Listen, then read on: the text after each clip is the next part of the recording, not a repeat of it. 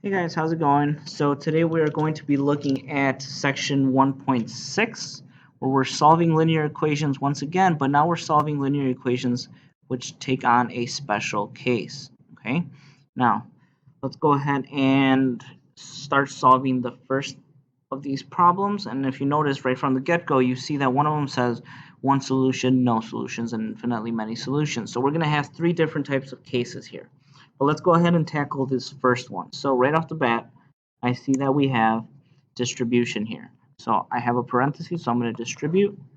So I get 36 minus 8k equals 4 times 1 is just 4 minus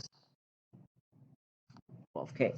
All right, good. So just like before, again, I try to check to see if I can combine any like terms, which in this case I can't. So I move on to try to get the variable on one side because I have two of them here. I have this negative 8k and I have this negative 12k. Again, our general rule of thumb was get rid of the smaller one. In this case, it's the negative 12k. All right. So let's go ahead and see what we get. So I get 36 minus negative 8k plus 12k is actually a positive 4k equals 4. All right. Now from there, again, I have one variable now, so I can start using SADMAP. So subtraction and addition first. I have a positive 36 here, so I have to get rid of that. Okay. So now let's see. What do I get? I get 4k equals 4 minus 36 is a negative 32. Now I do, after addition and subtraction comes division and multiplication, so I have to get rid of this multiplication of 4 by dividing by 4. Finally, I get k equals negative 8. And hopefully you guys got the same thing. All right, so what does it mean to have one solution? Well, that's exactly what we have here in this case. So let me draw a little arrow here. So what does that mean? I have one solution, which means my value of k, my variable k, can only be negative 8 in order for this entire equation to work. Okay? So again, in other words, if I were to take negative 8 and substitute it into this k and this k, the only way that this equation will actually be equal on both sides is if I substitute a negative 8 in for k. No other number would work in that situation. All right? So that's what it means to have one solution. And usually that's going to look like exactly this. It's going to have exactly just one number equal to that variable. Okay, so let's look at a different case. Now we have a case that has no solution, so let's take a quick look at what that looks like. All right, so again, I don't see any parentheses here, so I don't have to distribute, but I see right away that I can combine those two terms. So what do I get? I get negative 10x equals negative 10x plus 2. All right, so I move on to trying to get variables only on one side. And in this case, again, we usually move the smaller one, but they're both the exact same number. So I'm going to add 10x to both sides. And if you notice, they're both going to cancel out. So on this left side of the equal sign, I get 0 equals, and then it's going to be 0 plus 2. But that's just 0 equals positive 2. Now, is that true? Well, no, we know that's not true. This is never true. 0 is never equal to 2. That's how you know you will get a no solution type problem. All right? When you get something that looks like this, a statement that is not true, okay, then we have something that has no solution. Okay, good. So let's continue. Now, by using that logic, it seems to me that if we get two things that are exactly the same all the time, then we're going to have infinitely many solutions. But let's go ahead and actually see what that looks like. So we have 7b minus 2 and 3b minus 2 plus 4b. Well, again, no parentheses, so no distribution. But right away, these two will combine. So let's add those up. So I get 7b minus 2 equals 3b plus 4b is a 7b minus 2. So once again, I can now move on to getting the variable on one side of the equal sign. And in this case, just like before, they're both the exact same number. So both of them will cancel out. So you get negative 2 on this side and negative 2 on the right hand side as well. Well, this is exactly what I was talking about, guys. This right here, negative 2 equals negative 2. Negative 2, is that true? Yes, this is true. Okay, that's always true. That's when you have this type of solution. If you have two numbers that are exactly equal to each other on equal side of the equal sign, on either side of the equal sign, you will have something that has infinitely many solutions. Okay, so taking that into consideration now, guys, let's go ahead and do a few of these problems together. And I'm actually going to have you try out a few on your own. All right, so let's go ahead and solve 1 and 2 together, and you guys can try 3 and 4. So right off the bat, I can see that on the left side of the equal sign, I can combine those two. So I get, and remember, this is a 1 here. So you get 2 plus 7x equals 2 plus 7x. All right? Now, if you want, you can continue going further. However, as you start to get better at this, you'll start to notice this, and let me get a highlighter here. This is the exact same thing as this. 2 plus 7x equals 2 plus 7x. So, do we even need to go further?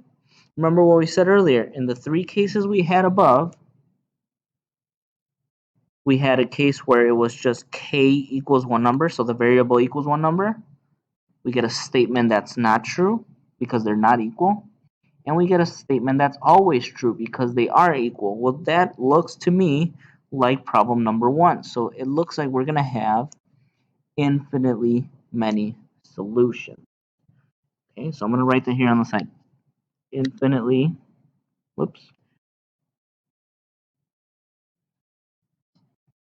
many solutions. Now, for those of you guys who did continue, let's go ahead and continue it. I'm going to do it in a different color so we can see what that would look like. Well, here, all I have to do is get rid of the variable term because I only want it on one side. So I'm going to subtract the 7x. That cancels those out. So I get 2 equals 2. Is that a true statement? Yes, it is true, and hence infinitely many solutions. All right, good. So let's continue on with number 2.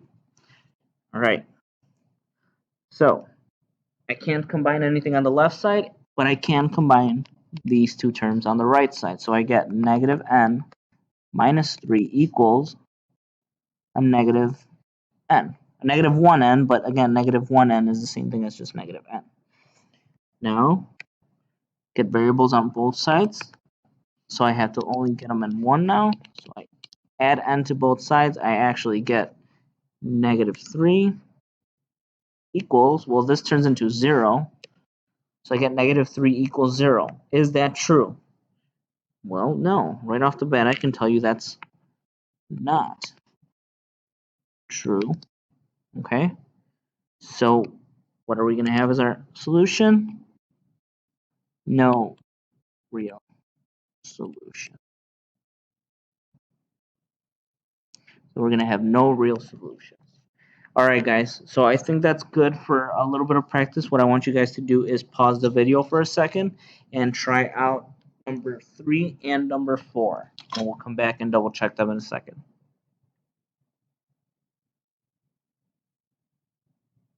All right, guys. So let's go ahead and take a look at 3 and 4. So can I combine anything on the left? No, nothing on the right either. So I'm going to go straight to moving the smaller variable term. So I get 5 equals 1 plus 4r. Okay. Now we can use SADMAP. Subtract 1, get 4 equals 4r. Finally, divide by 4. I get r equals 1. Now, because r equals 1, that's just exactly one solution. So one real solution. Only when r equals 1 does this equation actually hold true. Okay, so let's try out number 4.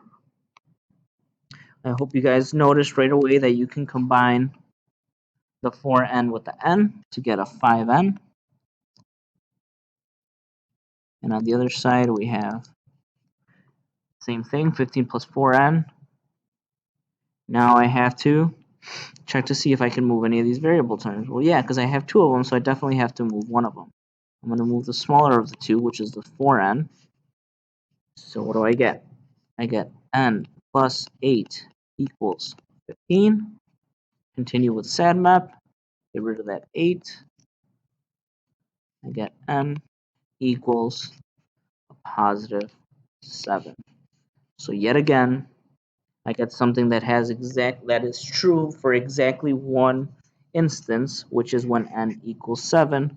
So this is one real solution. All right. Cool. All right, let's keep going. Now, again, they're just getting a little longer, but same process, guys. Don't ever let these longer problems intimidate you. You're doing the exact same thing, just a little with a little bit more numbers. All right, so let's go ahead and try out the next one. So number 5, right away, right off the bat, as soon as you see parentheses, guys, I recommend that you guys start distributing. Okay, so the only thing I'm distributing here is that 3 and the 7. So on the left side of this problem, I'm going to actually rewrite it. We're going to combine terms in a second, guys. But for right now, just go ahead and rewrite it. And let's go ahead and distribute those first 2 terms on the right-hand side of the equal sign. So 3 times 1, that's just 3. 3 times negative 2x is a negative 6x plus 7x minus 35. Okay, no more parentheses. Now I can combine like terms. So let's see what we can combine. Well, on the left side, I can definitely combine those two. So I get a 9x. On this right-hand side, I can combine those two.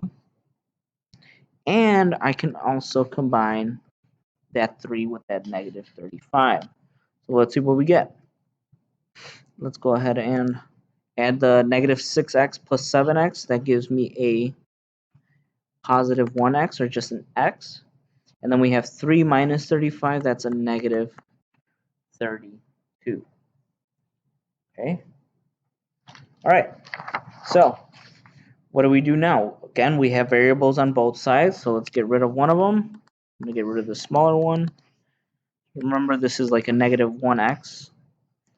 So when I combine these two, I'm going to get 9x minus 1x is an 8x equals negative 32. Now all I have to do, divide 8. I get x equals negative 4. All right. So again, this is when you might think, oh, well, I'm done. Well, not quite. Remember, guys, we're trying to figure out how many solutions we have here. And if you guys remember, if you have exactly one number that is equal to that variable, that means that the equation only holds true for that particular number. So it's only one real.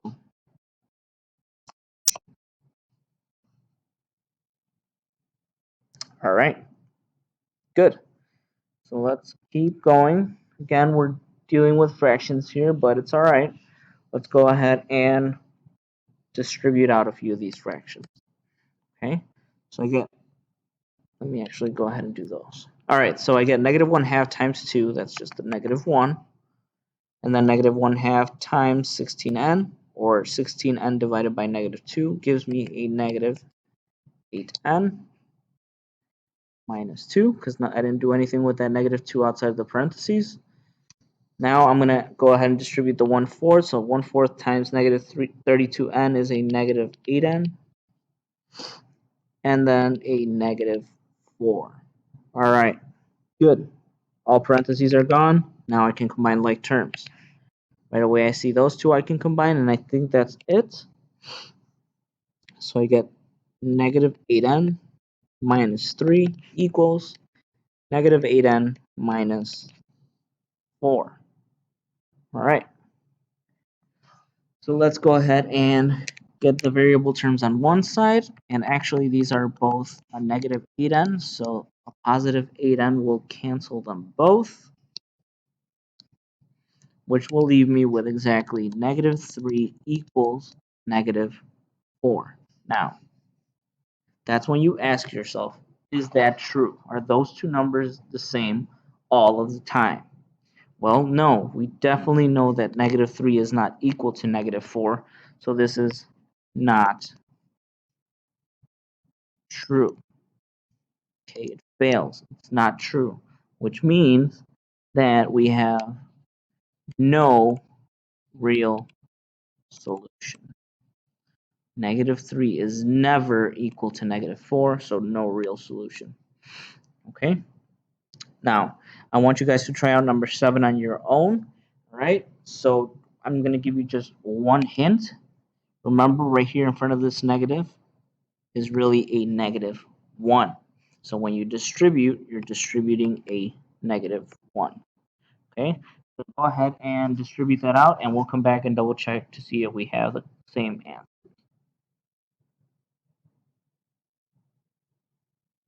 All right, guys, let's go ahead and see what we get here. So we get negative 2.1x minus, let's see, if we multiply that out, we get negative 17.43. All right, plus a 3.2 equals negative 2.1x minus 14.23. All right, let's see if we can combine anything. Well, I can combine that. Whoops, I'm sorry. Let me erase that real quick. I can combine these two terms.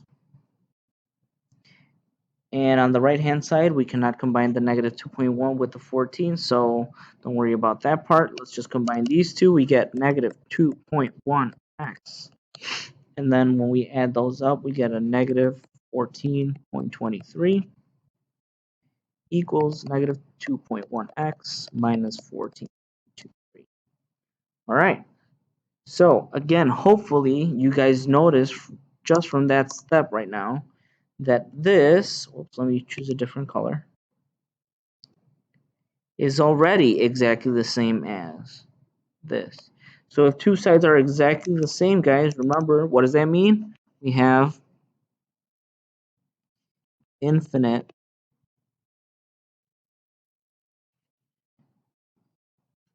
many solutions.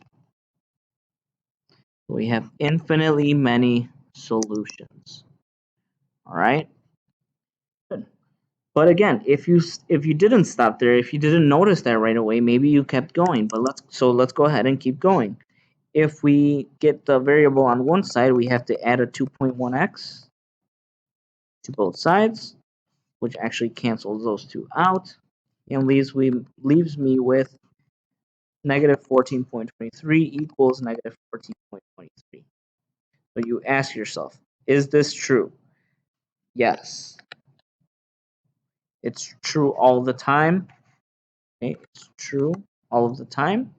And so we have infinitely many solutions. All right, guys. So we're going to go ahead and stop the video there. And you guys are going to go ahead and move on to a quick activity if you have your 1.6 activity sheets in front of you. All right, guys. I'll talk to you later.